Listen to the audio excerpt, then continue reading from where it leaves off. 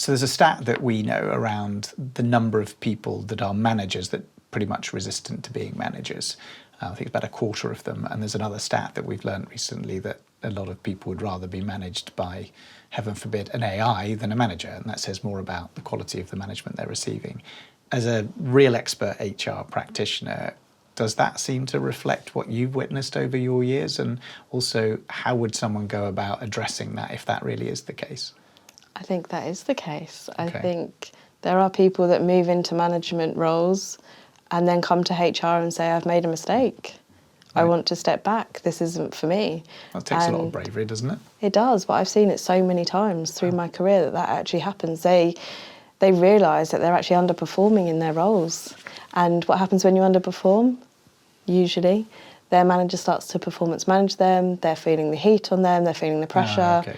They don't want to leave the organisation, and they say this position isn't for me. So, do I believe that a quarter of people, don't want to be managed? Absolutely, they do step back. What would you do? So, a situation where they haven't come to you, and yet you're starting to get some sort of drumbeat noise that the team themselves are not having the best time. Maybe that's reflected in other data, but maybe you can answer two questions. One is, where would you hear that as an HR practitioner? How would you know it's true rather than just rumour mill stuff? How would you test the pulse of the team? And what kind of things could you do as an HR leader today? What's available to you, maybe right now, as opposed to a year ago even, that could make the role of HR more impactful in helping those managers to become more successful managers? I do see individual employees coming to HR to express their concern, is that the right word? Yeah. Their dissatisfaction with managers. I have seen group grievances being raised against managers because they just don't feel able to have those conversations. But I think where employees are really unhappy with their manager, but actually like the culture, the organisation, they feel they have a sense of purpose, all of the other things, then they will come to HR to have that conversation as opposed to just leaving. So, but yeah, it does happen. And what can HR do? I think we need to have honest conversations when we see this happening. A lot of the time when we have grievances and concerns from employees and we actually hold the mirror up to the manager, they just didn't have that self-awareness. And they're actually quite surprised. They want to do better. I'd like to think that there are not managers out there that turn up to work every day thinking, I'm going to do a bad job today. I'm sure not, no. So, if you go in thinking actually they want to be here, they want to do a good job and just reflect what feedback you've received, I think 9 times out of 10 they do respond to it. And I think where you have that real feedback, it's not just anecdotal, it's not just HR sharing our thoughts. This is real. People have come to us and shared examples, their observations, and you can actually give it to them. It's hard to push back against that. So yeah, honest conversations with managers I think is a good starting point. Goes a long way, doesn't it? Honesty. Does. We talk a lot about psychological safety. Yeah. But how does it manifest when it's not there? From your perspective, you've seen it, I guess, in some organisations. Yeah. You've talked on social media of scenarios where you've been in the past, places you've been in the past. So what does it feel like when it's not there, and how would you as an HR team spot that? I've experienced it myself, actually. But I think you start to see employees clocking off at 5 o'clock, whatever time they're due to end. The discretionary effort is gone. Right. They withdraw from the organisation, they're not honest, they're quiet in team meetings. You can see a shift in behaviour, quite evidently. And the manager plays a huge part in creating that psychological safety. We want people to come into organisations to feel like they can be honest, they can be themselves, they can share their views, they can challenge, they can be very open with their thoughts. And if you don't have that, they will just withdraw, performance will dip, behaviours will change, and yeah, it's not a very nice place to be. As I said, I've experienced it myself. It's everything. We defined, as you know, a connection measure that looks at the facets of how somebody feels at any one time. because we know it has a bearing on their level of engagement and their performance. You talked about discretionary effort as one such outcome. You know, the more connected people are, the more discretionary effort they give. Have you used that concept inside any organisations, or have you started to hear people talk about this sense of disconnection, or how can I get my teams to get connected, better connected? And if so, in what kind of conversations does that come about? Yeah, so I joined an organisation, 250 people. They didn't have structured or formal engagement measures, or, you know, talk about connection. It just did not exist within the culture. So part of the steps I took to introduce that was to educate people around, well, what is engagement? We didn't use connection measures, it wasn't a term at the time, but, you know, engagement, what does that look like? And I tried to break it down in a very simple way for managers to understand. It's the level of connection and it's the level of commitment that an individual has to the organisation. So we banned these terms around employee engagement. It's all a bit of a pink and fluffy HR thing. But I'm like, no, it just comes down to how committed and how connected are they with the company. And if you can increase both of those things, you will see better ROI, better performance, more discretionary effort. I was like, is that what you want, manager? Yeah.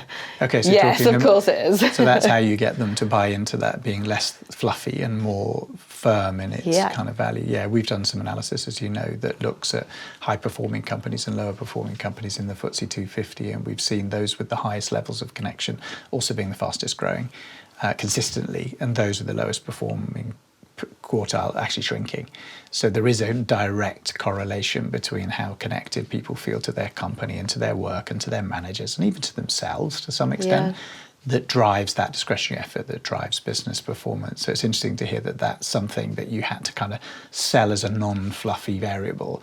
The organisation you're talking about, that case study, did you see as a result of the data that you got in an ability to make a difference? Did it make a difference over time? Okay. It did. What kind of results did you see? Through the engagement surveys, because that's the method that we were using to track that. We went from teams that were red, just red, all the way through, to much better scores, and it didn't take that long.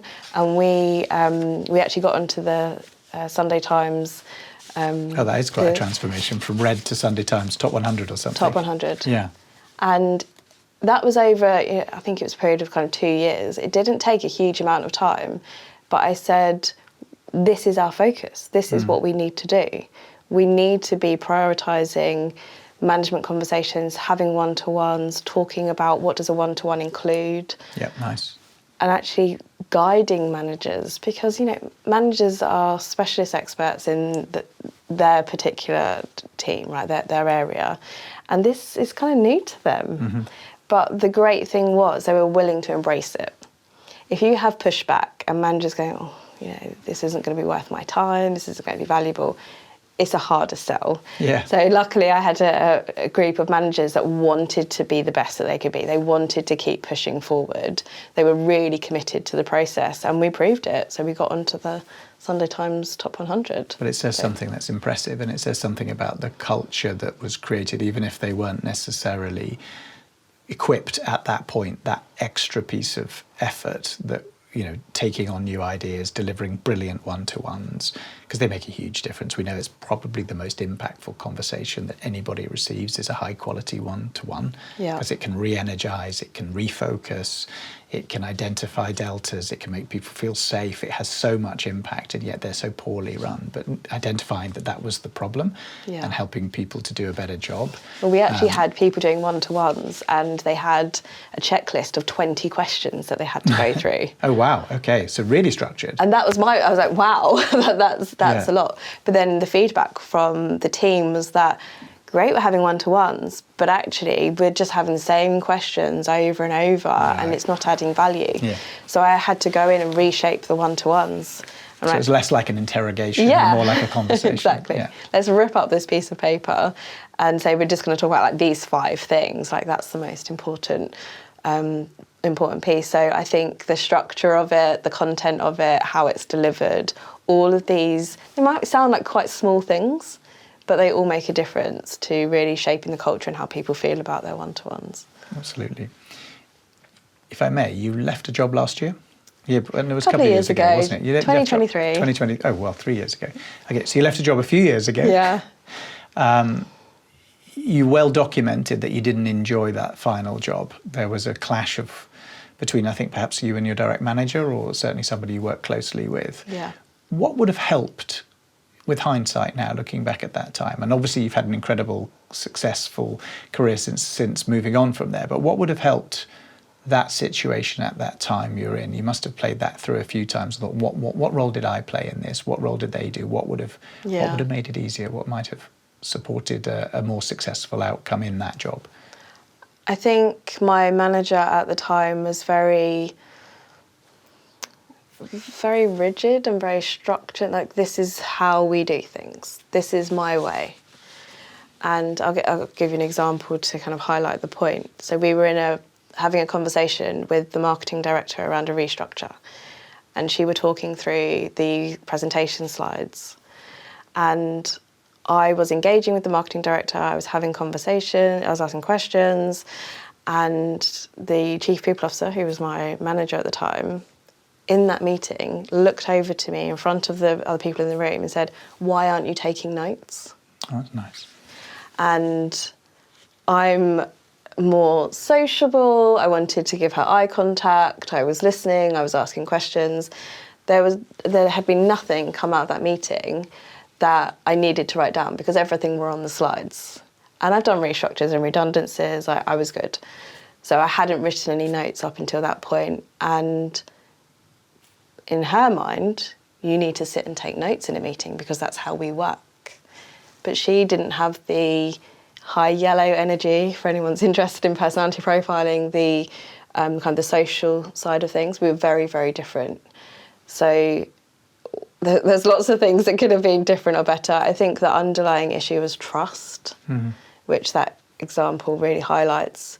But she was micromanaging me. I had a long list she was writing out to-do lists for me, and I felt very, very stifled. I think it just came down to trust. So the second part of the question is, how could it have been better? So the trust wasn't there. Yeah. You mean, you said you talked a bit about colours. Well, I know it's a simplistic. We find boxing people into colours is a little bit risky, stereotyping. So we're not a huge fan of that. But it doesn't mean it hasn't got some value, clearly. But you've got other people that are less empathetic and less people-centric. Would knowing how that person was operating, thinking, seeing the world, and knowing how you see the world and having an understanding of how to bridge that, could that have made that situation better, or was that person always going to be somebody that exhibited those kind of behaviours that were critical in public? Hey, I like to look at the positive in things, and I would like to think that as an experienced CPO, that had she taken the time to really understand my preferred ways of working and to share her preferred ways of working, we could have found a middle ground. Our situation is not unique. No, it's This not. happens in the workplace all of the time, and this is what generates grievances, tribunals, people leaving, high turnover rates. People are clashing in the organisation, and it doesn't have to be that way. No. I think having an understanding and appreciation of the different styles, the best way to work with people, if you actually take the time to understand each other, you can work quite well together, really effectively. Yeah, with very different styles. We've certainly found that out. Yeah. So your organisation Elevate, it's there to help HR professionals to sort of figure things out through a community, right? It was very much a community-driven initiative. We're going to see that you provide a support, content support, but also an opportunity to talk to your peer group that you facilitate. Tell me how that works in practice and what value the people that join Elevate are getting at the moment.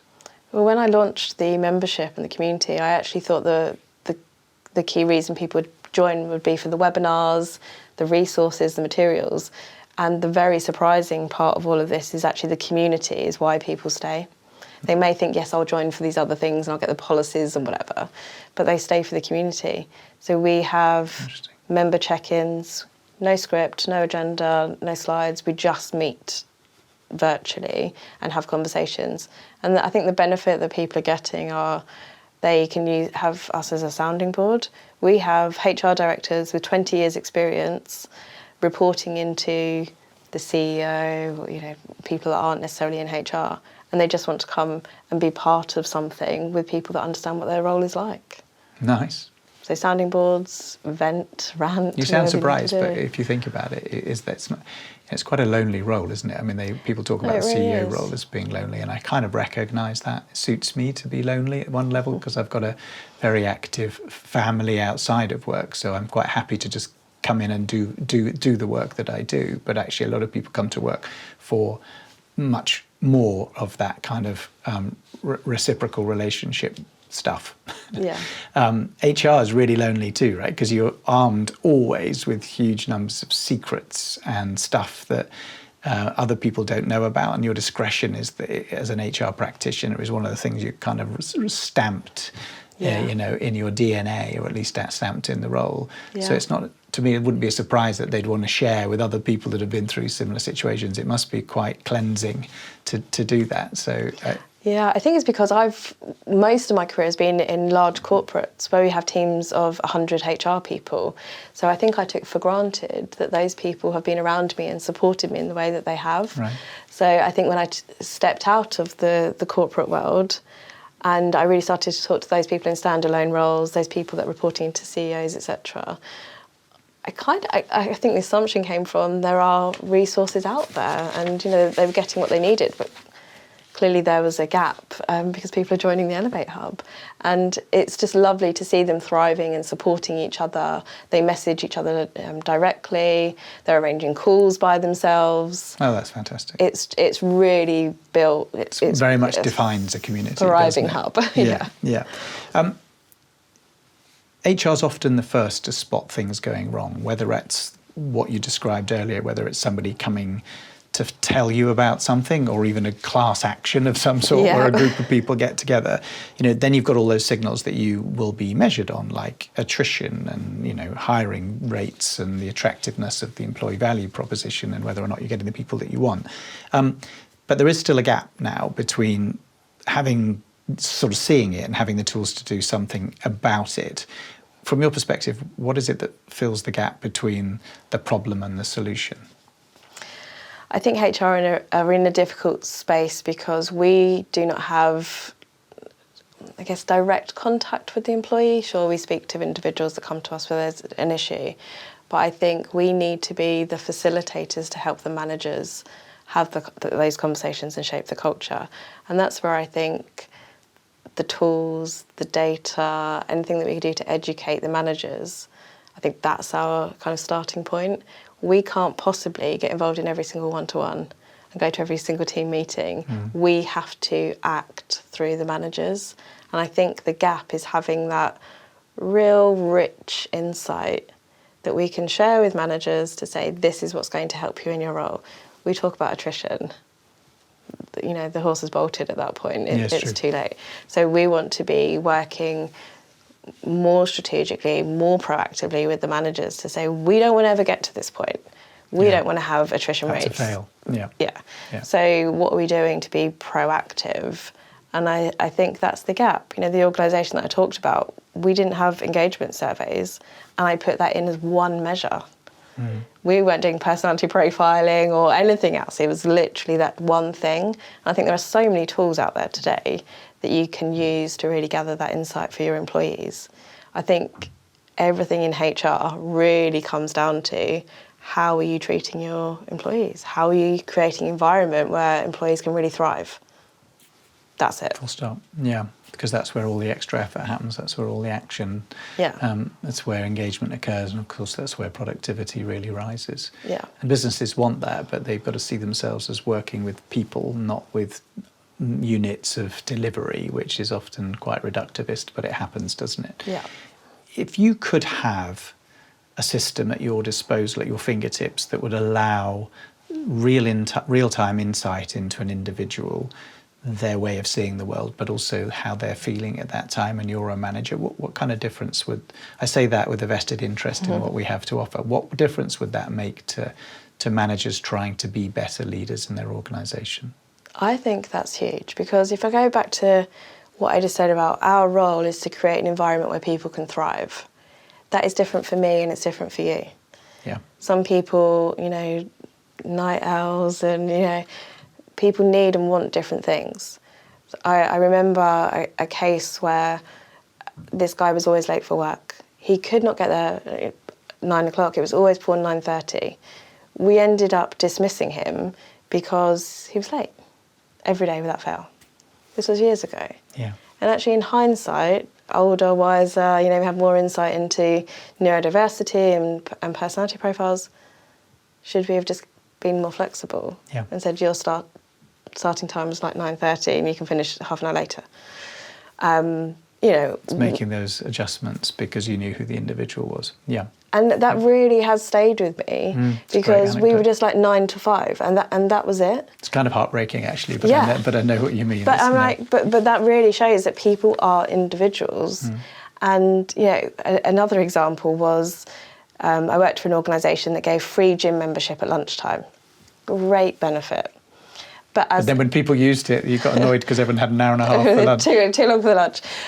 But some people loved it. But I worked part-time, so I could pick my son up from school.